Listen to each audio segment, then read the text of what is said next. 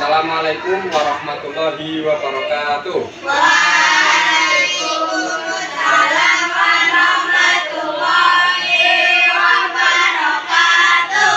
Selamat pagi anak-anak. Selamat pagi Pak Guru. Ini hari apa? Hari Kamis. Hari Kamis, jam pertama adalah mata pelajaran fikih. Namun sebelum pelajaran dimulai, alangkah baiknya kita buka pelajaran ini dengan membaca surat Al-Fatihah dulu ya, supaya membawa keberkahan buat kita semua. Al-Fatihah.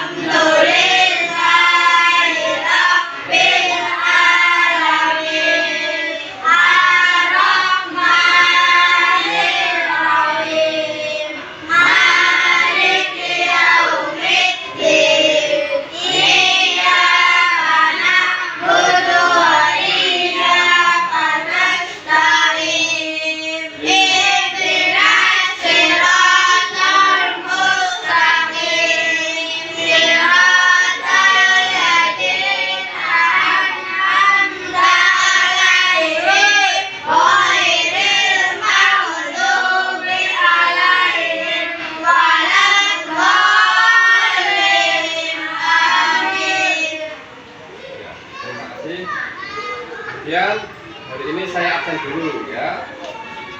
Yang pertama, Aditya Irfanul Hakim, Aninda Supriyani, Cahyandi Al-Farhi, Zaka Fadi Irfansyah, Hadaya Ridwanullah, Sutabi Sidan Andiki, Sukarto Dwi Andija, Toya Sarifudin, Wafa Maulana Yusuf, Yuda Saniati Musna. Ya. Baiklah, untuk materi hari ini yaitu melanjutkan materi yang sebelumnya tentang kurban. Sebelum materi dilanjutkan, saya mau mengulang beberapa materi yang sudah saya sampaikan dari Kamis yang kemarin, yaitu tentang kurban ya. Kurban secara bahasa sudah saya sampaikan kemarin ya. Kurban artinya mendekatkan diri kepada Allah Subhanahu wa taala. Ya, jadi kurban artinya mendekatkan.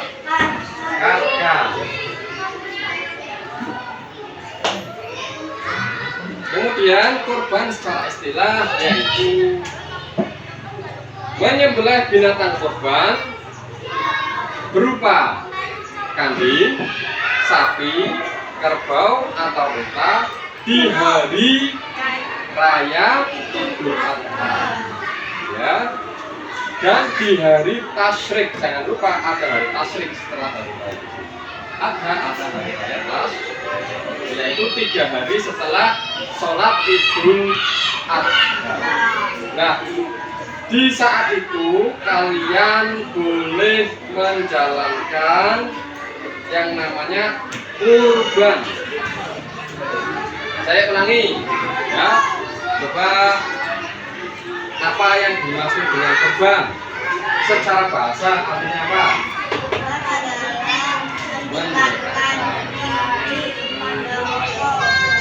Nah, kalau secara istilah kurban adalah menyembelih hewan kurban berupa kerbau atau sapi di hari raya Idul Adha. Sudah ya, ingat semuanya ya. Masalah hewan boleh kambing, boleh sapi, boleh kerbau, boleh unta. Itu adalah binatang yang disyariatkan ya oleh Nabi besar Nabi Muhammad SAW. Kemudian untuk selanjutnya ya tentang siapa yang boleh berkorban? Oh, siapa saja yang boleh berkorban? Yang pertama tentunya orang Islam dulu ya. Orang Islam boleh menjalankan ibadah kurban ya. Kemudian selain orang Islam yaitu orang yang mampu. Karena orang yang tidak mampu tidak perlu ya atau boleh tidak melaksanakan kurban. Kemudian waktunya hanya 4 hari ya, mulai dari pas hari raya Idul Adha disusul hari tasyrik ya. Hari raya Idul Adha tanggal berapa? 10 Dzulhijjah ditambah 3 hari tasyrik berarti 11, 12, 13. Jadi hari tasyrik 3 ditambah hari raya Idul Adha jadi 4. Di sini ada yang ditanyakan, sudah paham atau belum? Sudah paham ya? Nah, sekarang kita akan belajar bagaimana sih sejarah tentang Hari Raya Kurban. Ya, Hari Raya Kurban ini ternyata dimulai sejak zaman Nabi Ibrahim alaihissalam. Sejarah ini tentunya sudah sangat masyhur itu sudah terkenal ya, bahwa Nabi Ibrahim pernah bermimpi tentang anaknya, padahal anak tersebut adalah anak yang sangat ditunggu kedatangannya, karena sebelumnya Nabi Ibrahim sampai tua belum mendapatkan seorang anak. Nah, anak Nabi Ibrahim ada 2. Yang pertama bernama Ishak, yang kedua bernama Ismail. Nah, Ismail ini ternyata ditinggal sendirian di kota Mekah bersama ibunya bernama Siti Hajar. Ya. Sedangkan Nabi Ismail tinggal bersama istri yang pertama bernama Sarah. Ya, anaknya yang bernama Ishak. Suatu saat Nabi Ibrahim mimpi disuruh Allah untuk menyembelih anaknya. Setelah mimpi itu Nabi Ibrahim belum yakin ya. Akhirnya 2 kali 3 kali baru Nabi Ibrahim ya yakin. Kemudian Nabi Ibrahim datang kepada anak dan istrinya yang ada di Mekah untuk menyampaikan kabar, akan tetapi hanya anaknya yang diberi kabar. Sebab apa? Karena Nabi Ibrahim tidak ingin ibunya Nabi Ismail merasa sedih, karena perintah Allah yang satu ini sangat menyakitkan. Tapi nurani seorang ayah ya, hati nurani seorang ayah itu tidak tega apabila anaknya sendiri disembelih, apalagi ibu. Singkat cerita, Nabi Ibrahim menyampaikan kepada Nabi Ismail yang waktu itu masih usia anak-anak. Apa yang terjadi? Nabi Ismail apakah menolak atau takut? Tidak ya. Nabi Ismail malah gembira karena ini perintah dari Allah Subhanahu wa taala ya. Nabi Ibrahim akhirnya menyetujuinya. Nabi Ismail juga menyetujuinya. Akhirnya mereka berdua berangkat ke suatu tempat yang jauh dari rumah sambil membawa sebilah golok atau pedang ya atau pisau untuk menyembelih. Tibalah di suatu tempat, di situ Nabi Ibrahim dan Nabi Ismail hanya berdua. Ya.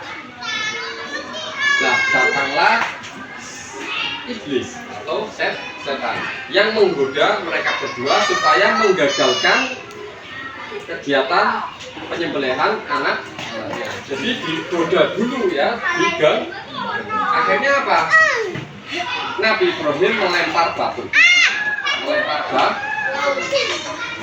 sampai 7 kali. Ya. Nah, lemparan batu itu sampai sekarang dikenang oleh para jamaah haji ketika berangkat haji, ibadah haji. Di sana yang ada yang namanya melempar jumroh, ya, melempar batu. Nah, itu adalah mengikuti sunnah Nabi Ibrahim ketika melempar iblis yang mengganggu jalannya ritual penyembelihan itu ya. Jadi Nabi Ibrahim juga digoda. Nah, setelah setannya lari, Nabi Ibrahim menyiapkan pedangnya dan mempersiapkan Nabi Ismail untuk datanglah malaikat Jibril alaihissalam ya. Jadi setelah setan datang baru malaikat Jibril datang menghentikan jalannya proses penyembelihan ya. Baru mau di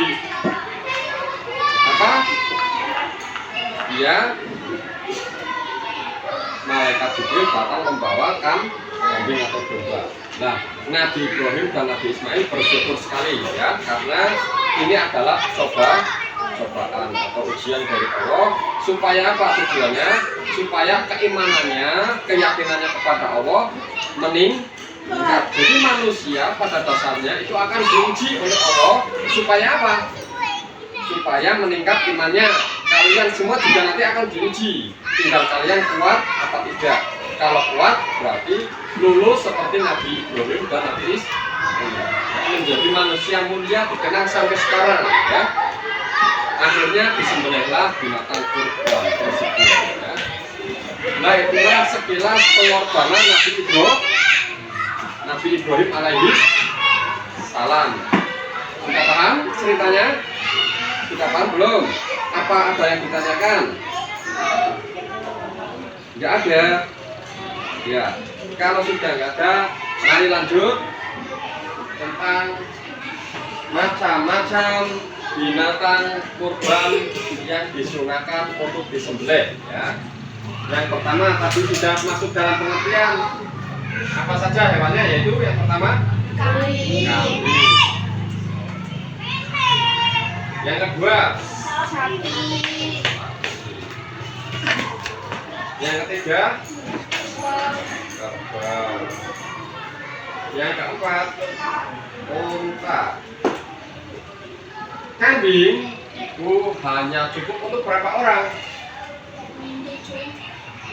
Ya, kambing itu hanya cukup untuk satu orang. Jadi kalau kalian ingin korban nanti pas hari raya Idul Adha, punya uang 3 juta beli kambing satu, maka cukup untuk satu orang. Misalkan untuk diri saya sendiri ya.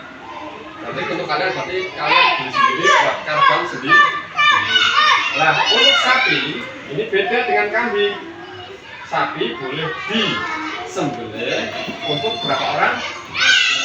7 orang. Jadi kalau kalian membeli sapi satu, kalian boleh mengikutkan 7 orang yang lain ya. Berarti 7 dengan kamu. Paham maksudnya? Kalau kalian punya 3 juta, teman-teman punya 3 juta, 7 anak, berarti di total kan 21 juta. Belikan sapi cukup 7 orang. Nah, kalau kerbau dan unta juga sama ya, 7 orang. Nah, sampai sini paham? Paham ya? Ini adalah macam-macam binatang yang boleh dikorbankan di saat yang nanti insya Allah bulan apa? Mei ini ya akan diadakan kegiatan sholat Idul Adha. Habis itu melaksanakan penyembelihan binatang kurban. Sampai sini masih ada yang belum paham atau sudah paham semua? Nah, coba kalau sudah paham semua, saya mau tanya satu-satu ya. Mulai dari saya acak, absen 5 siapa? Lawan. Coba arti dari korban itu apa? Absen 7 siapa? Absen 7 siapa? Ya, iya ketiga. Ya, coba siapakah Nabi yang pertama membawakan kurban? Nabi Ibrahim. absen 9 siapa? Yusuf? Ya, pertanyaannya, Nabi siapa yang hendak disembelih? Nabi is absen 2. Oh, Ijil ya. Absen 3. Andi. Pertanyaannya, sebutkan macam-macam binatang yang dibolehkan untuk dijadikan korban.